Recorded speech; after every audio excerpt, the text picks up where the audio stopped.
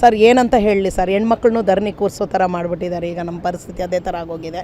ನಾವು ಕೇಳ್ತಾ ಇರೋದಿದೆ ಸರ್, ಪುಣ್ಯ ಭೂಮಿಯಲ್ಲಿ ಆ ಒಂದಷ್ಟು ಜಾಗ ಇದೆಯಲ್ಲ, ಆ ಜಾಗನ ನಮಗೆ ಬಿಟ್ಕೊಡಿ, ನಾವು ಪೂಜೆ ಮಾಡಲಿಕ್ಕೋಸ್ಕರ ಬಿಟ್ಕೊಡಿ. ಅವತ್ತಿನ ದಿವಸ ನಾವು ಹೋಗಿ ಹೊರಗಡೆ ನಿಂತ್ಕೊಂಡು ಕಾಯ್ಕೊಂಡು ಗೇಟು ಓಪನ್ ಮಾಡಿರಲಿಲ್ಲ.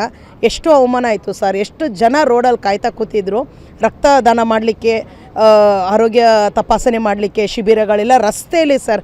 ಊಟಗಳು ಸಹ ರಸ್ತೆಯಲ್ಲೇ ನಿಲ್ಲಿಸ್ಕೊಂಡಿದ್ದೀವಿ. ಗಾಡಿಗಳಲ್ಲಿ ಅನ್ನದಾನ ಮಾಡೋದಕ್ಕೆ ಬಂದು ಅನ್ನದಾನ ಮಾಡೋರು ಮಾಡ್ತಾಯಿದ್ದಾರೆ. ಇದು ಪದ್ಧತಿ ನಾವು ಮಾಡ್ಕೊಂಡು ಬರ್ತಾ ಇರೋದು. ಅಪ್ಪಾಜಿ ಇಲ್ಲದೇದಾಗಿಂದ 2009ಇಂದನೂ ನಾವು ಮಾಡ್ಕೊಂಡು ಬರ್ತಾ ಇರೋ ಪದ್ಧತಿನೇ. ಅವಾಗೆಲ್ಲ ಏನೂ ಆ ಥರ ಅಡಚಣೆ ಇರಲಿಲ್ಲ. ಗೊಂದಲದಲ್ಲೇ ಇತ್ತು, ಗೊಂದಲದಲ್ಲೇ ನಾವು ಮಾಡಿಕೊಂಡೇ ಬರ್ತಾಯಿದ್ವಿ. ನಿಮ್ಗೆ ಗೊತ್ತಿರೋ ಅದು ಏನು ಇಲ್ಲದೆ ಇರೋದಿಲ್ಲ.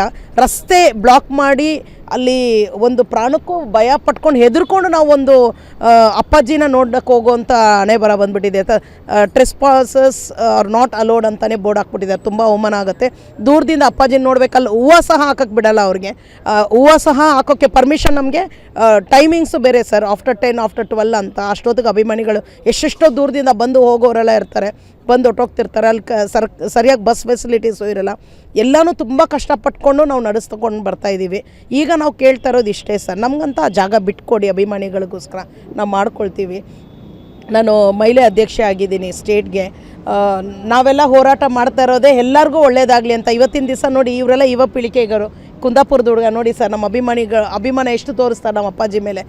ಈಗಿನ ಯಂಗ್ ಜನ್ರೇಷನ್ಗೂ ಅವ್ರಿಗೆ ಇಷ್ಟ ಆಗ್ತಾರೆ ಅಂದರೆ ಅವ್ರು ಆ ಥರ ಒಂದು ಮಾದರಿ ಲೈಫ್ ಸ್ಟೈಲ್ ಕೊಟ್ಟಿದ್ದಾರೆ ಸರ್ ನಮಗೆ. ಅವರು ಮೂವೀಸ್ ಆಗಿರ್ಬೋದು, ಅವ್ರ ಸಾಂಗ್ಸ್ ಆಗಿರ್ಬೋದು, ಏನು ಸರ್ ಒಂದೊಂದು ಮೂವೀಸ್ ಮಾಡಿರೋದು ಅವ್ರ ಇನ್ಸ್ಪಿರೇಷನ್ ಇದೆ ಸರ್ ನಮಗೆ. ನಾನು ಒಂದು ಶಿಕ್ಷಕಿಯಾಗಿ ಕೆಲಸ ಮಾಡ್ತಾಯಿದ್ದೀನಿ, ನಾನು ಒಂದು ಆರ್ಫನೇಜ್ ನಡೆಸ್ತಾ ಇದ್ದೀನಿ. ಅವ್ರದ್ದೇ ದಾರಿ ದೀಪ ಸರ್. ನಾವೆಲ್ಲ ಅವ್ರದ್ದು ಇನ್ಸ್ಪೈರ್ ಆಗಿ ನಾವು ಲೈಫ್ ಲೀಡ್ ಮಾಡ್ತಾ ಇರೋದು. ಎಷ್ಟು ವ್ಯಾಲ್ಯೂಸ್ ಇದೆ ಸರ್, ಮೌಲ್ಯಗಳು ಅವ್ರು ಬಿಟ್ಟೋಗಿರೋದು ಒಂದೇ ಹೇಳ ಸರ್. ಎಲ್ಲರೂ ನೋಡ್ಕೊಂಡೇ ಬೆಳೆದಿರ್ತೀರ, ಬಟ್ ನಮ್ಮಲ್ಲಿ ಏನಕ್ಕೆ ಸರ್, ಇವ್ರಿಗೆ ಮಾತ್ರ ಏನಕ್ಕೆ ಸರ್ ಇಷ್ಟೊಂದು ಕಷ್ಟ, ಇಷ್ಟೊಂದು ಡಿಫ್ರೆನ್ಷಿಯೇಟ್ ಏನಕ್ಕೆ ಮಾಡ್ತಾರೆ ಅಂತ ಗೊತ್ತಿಲ್ಲ ಸರ್. ಎಲ್ಲ ಸ್ಟಾರ್ಸ್ಗೂ ಒಂಥರ ನೋಡ್ತಾರೆ, ಇವ್ರನ್ನ ಮಾತ್ರ ತುಂಬಾ ಬೇರೆ ಥರ ನೋಡ್ತಾರೆ. ಯಾಕೆ ಅಂತ ಗೊತ್ತಿಲ್ಲ. ಇದು ಬರೀ ಕ್ವಶನ್ಸೇ ಉಳ್ಕೊಂಡಿದೆ. ಇದಕ್ಕೆಲ್ಲ ಅನ್ಆನ್ಸರಬಲ್. ಯಾವಾಗ ನಮ್ಗೆ ಇದಕ್ಕೆಲ್ಲ ಉತ್ತರ ಸಿಗುತ್ತೆ, ನಮಗೆಲ್ಲ ಯಾವಾಗ ನೆಮ್ಮದಿ ಸಿಗುತ್ತೆ sir? It's a big question. ಯಾಕೆ ಇವ್ರಿಗೆ ಮಾತ್ರ ಏನಕ್ಕೆ ಈ ಥರ ಅನ್ಯಾಯ ನಡೀತಿದೆ ಅಂತ ಗೊತ್ತಾಗ್ತಾ ಇಲ್ಲ ಸರ್. ಇದೇ ಒಂದು ದೊಡ್ಡ ಕ್ವಶನ್ ಮಾರ್ಕ್ ಉಳಿದ್ಬಿಟ್ಟಿದೆ. ಇಲ್ಲಿ ಮಾತ್ರ ಅಲ್ಲ ಸರ್, ನಿಮಗೆ ಗೊತ್ತಿರ್ಬೋದು, ವಿ ಹ್ಯಾವ್ ಪ್ರೂವ್ಡ್ ಇಟ್. ನಾವು ಫ್ಯಾನ್ಸ್ ಏನಂತ ಪ್ರೂವ್ ಮಾಡಿದ್ದೀವಿ. 2022 ಅವ್ರ ಬರ್ಡೇ ಹೆಂಗೆ ಸರ್ ಆಯಿತು? ಕಟೌಟ್ಸ್ ಒಳಗಡೆ ಹೆಂಗಿತ್ತು ಸರ್? ಇರೋ ಜಾಗದಲ್ಲೇ ಆಡಂಬರ ಹೇಗಿತ್ತು? ಎಲ್ಲ ವೀಡಿಯೋ ಕ್ಲಿಪ್ಪಿಂಗ್ಸ್ ಇದೆ. ಅದೆಲ್ಲ ಸುಳ್ಳಲ್ಲ ಅಲ್ವಾ ಸರ್?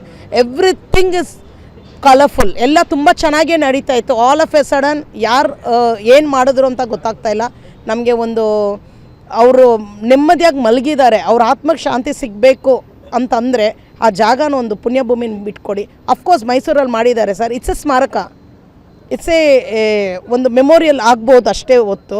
ಅವ್ರನ್ನ ಎಲ್ಲಿ ನಾವು ಅಗ್ನಿ ಸ್ಪರ್ಶ ಮಾಡಿದ್ದೀವಿ ಅದೇ ಅಲ್ವಾ ಸರ್? ನೋಡಿ, ಅಣ್ಣ ಬಂದಿದ್ದಾರೆ ಶ್ರೀಧರ್ಮೂರ್ತಿ ಸರು, 36 ವರ್ಷ ಅಪ್ಪ ಜೊತೆಲಿದ್ದು ಅವ್ರ ಅಪ್ಪಾಜಿ ತಾಯಿಗೆ ಅಪ್ಪಾಜಿಗೆಲ್ಲ ಸೇವೆ ಮಾಡಿದವರು, ಅವ್ರಿಗೆ ಅಡುಗೆ ಮಾಡಿ ಅನ್ನ ಬಡಿಸಿದವರು.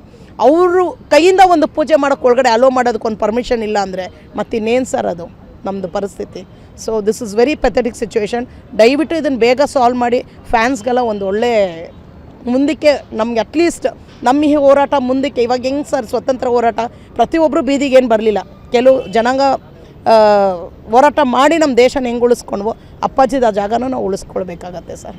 ಸ್ವಾದಿಷ್ಟತೆಯ ಸ್ವಾದ, ತಾಜಾತನದ ಆಹ್ಲಾದ, ಉತ್ತಮ ಆರೋಗ್ಯ ಮತ್ತು ಹೆಚ್ಚಿನ ರೋಗ ನಿರೋಧಕ ಶಕ್ತಿಯ ವೃದ್ಧಿಗೆ ಈಗ ನಿಮಗೆ ಸಿಗುತ್ತಿದೆ ಉತ್ತಮ ಗುಣಮಟ್ಟದ ಪೌಷ್ಟಿಕಾಂಶ.